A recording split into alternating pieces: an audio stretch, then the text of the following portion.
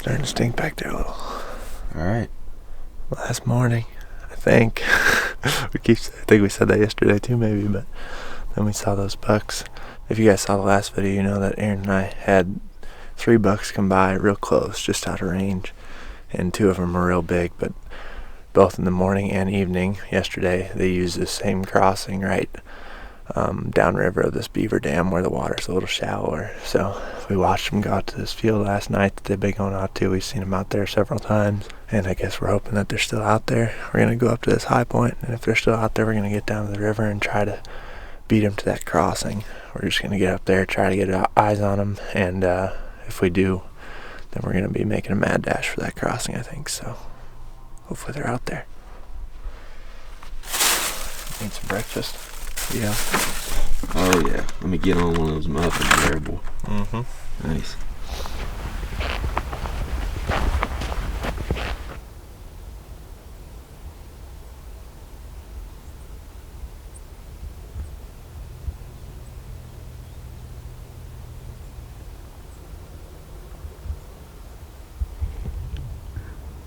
They're out there. They are. Same spot. We gotta go then. Yeah.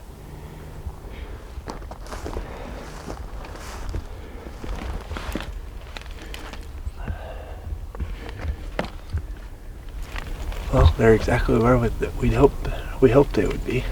They're out on the other side of that field. There's a doe that's closer, that's going towards that opening, or towards that crossing. But yesterday, as soon as the sun got up, they just ran for that river. So I think we need to be doing the same right now. we gotta hurry. We need to be hustling to get down there.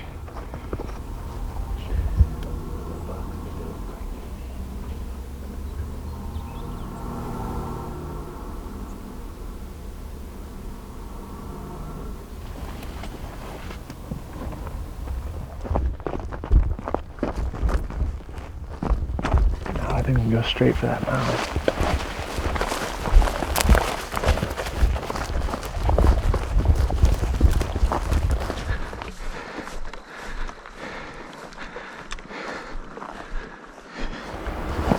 See him?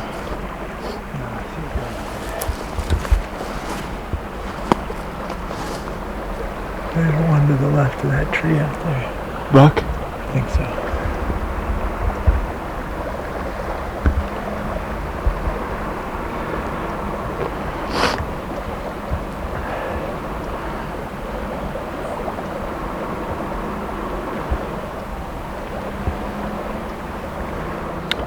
I need to get up here before they do. Yeah. I'm gonna start. You gonna stay somewhere back here? You can come with. Yeah, I'm gonna get on the back side of this knob right here. Just sit back gonna up get here. down as low as I can from here. Take this.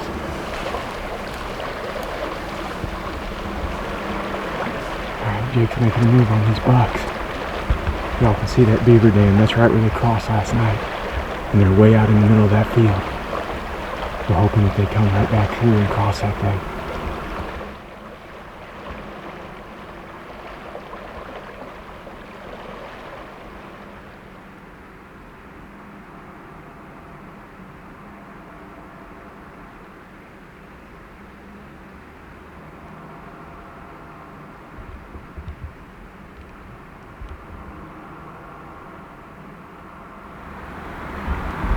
Those bucks went up around that corner there to the left, which they also did yesterday morning, but hopefully he's wanting to go up there after him, I can tell.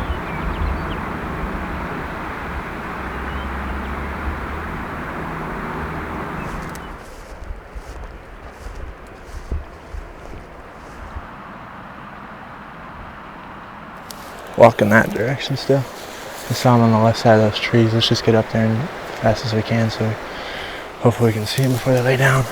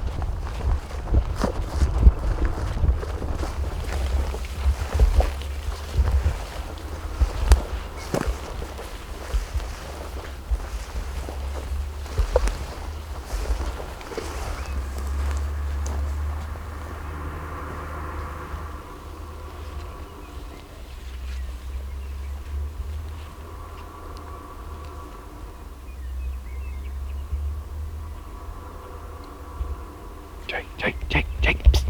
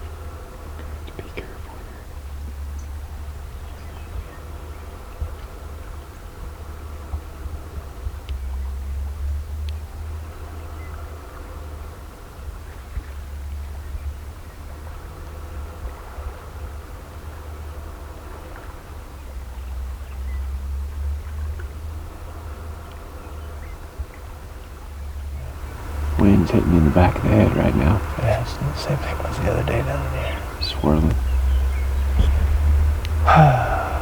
Through the kitchen sink at him, boy. We said we were gonna get aggressive this last day, and we did. To this point, we have not seen another whitetail hunter, and No. anybody that we've talked to has been like, "Oh, whitetail," like landowners and stuff. They're like, "Oh yeah, we let people hunt whitetail." Most people are hunting mule deer and elk in the area that we're in here, which, I mean, if we could get tags for those, we probably would. But we had whitetail tags, that's all we could get. So as far as getting access and hunting pressure around here, it's been pretty low. It's just these old boys got them a good spot down in here. Yeah, they do. They've kicked our butt. And I mean, that's my experience too, is big bucks, no matter where you're at. I mean, these things haven't had any pressure, but they rarely do the same thing over and over and over again. Like they crossed that creek twice yesterday in the same exact spot. But one thing I will say though, we messed up a lot in this hunt. One thing we did do right is, as y'all can tell, this river is rolling right now. And for most of the hunt, it was not. And when that thing came up, we used that to our advantage to locate that beaver dam crossing. Because those bucks would not have used that crossing if that water wouldn't have come up. That's why we always preach situational tactics. Yeah. It was like before that, the river was the only water, so they were using it more to move just along it, because that's where the water and most of the green vegetation was. But we got all that rain and everything greened up a little bit, and water wasn't the limiting factor at that point. Where they could cross it was. I think he smelled us, Jake. I can feel the wind at the back of my head. Yeah. The thing about this hunt too is we're like 45 minutes from any nearby town, so we're getting the forecast from basically the town that's 45 minutes south and 45 minutes north of us, and like they always say something different, and neither of them ever Neither of them have been right. Because like it's just probably too far away from where the town's at to forecast the weather. But oh, Fred. I thought he was gonna bed up right there. I did too. I was like, if he beds in that little patch of trees in the sun like that, then we got a real chance. They may just be using a couple of crossings right now while this thing's rolling. That's good to know for future hunts, but doesn't do us much good right now. Those 3-4-year-old bucks know where they're at a lot better than those younger deer too. Yeah. It was funny to watch like that young doe come down yesterday, and those younger bucks, and just sitting there and looking at the river like, I haven't seen it this high very many times. You could tell the deer just like the river doesn't get this big, as they say around here, too often. Usually it's just a little creek, but those mature bucks just walk right up to it, and they're like, well, we'll be fine. They just bailed off in there. Yeah. That's all she wrote for now. Let's head back up top here. That's about all we got left. About out of feed, aren't we? Time to go home. We will be back though, and I'm excited about it. We're gonna go meet up with Greg and Ben and Mindy, and I think Ted's still there, isn't he? I think he went to Colorado. Dang, boy, he gave up that fast. Yeah, I think he bailed and went to Colorado to go elk hunting with his dad. No, that's probably smart. We'll see when we get back to Greg and Mindy's here. We're all loaded up. We gotta take everything out though and fit all Ben's stuff in here yet. We got plenty of room though. That's a good thing, right? Yeah, we got to take this camper shell off too and fix it because it's about to blow off of here. She's sliding back here, especially on this side. So yeah. So we'll grab your oranges. Oh yeah. Let's go. Well guys, that's it for Wyoming. We struggled, we got our butts kicked, we screwed up a bunch. That's kind of the moral of the story. We had a couple of really good hunts and close calls, but it just didn't pan out. Sometimes that's just bow hunting. So we're gonna tuck tail and head east, and the silver lining here is that these tags are good for gun season, which starts in about 3 weeks and lasts for a couple months. So there's a good chance we're gonna be back out here with rifles at some point this fall. But next on the channel is gonna be Zach's mule deer hunt from New Mexico. Him and Curl are down there right now. They haven't killed one yet, but they've been in them the whole time. So we should have some mule deer hunting action from there. And Greg's gonna be out hunting South Dakota and Nebraska for the next couple weeks. And Benjamin is gonna try to get his first deer with his longbow here in a few weeks in Missouri. So lots more coming up here on the deer tour. Oh, ready to head east, Jacob? Yep. Oh, get a good stretch in. Got my first Prepare shower in 6 days. Prepare for a lengthy little drive. Hopefully the truck makes it. Let's do it. The old girl ain't Well, looking too If hot it doesn't anymore. make it, y'all can pile in the Subaru with me tomorrow. There you Just go. pick you up on the side of the road. You and Chomp. Yep, we'll just. Chomp's making the trip home tomorrow. Yep, we're going home. He looks real excited. See you back at the ranch, Chomper. Just living. He's just a little pocket dog.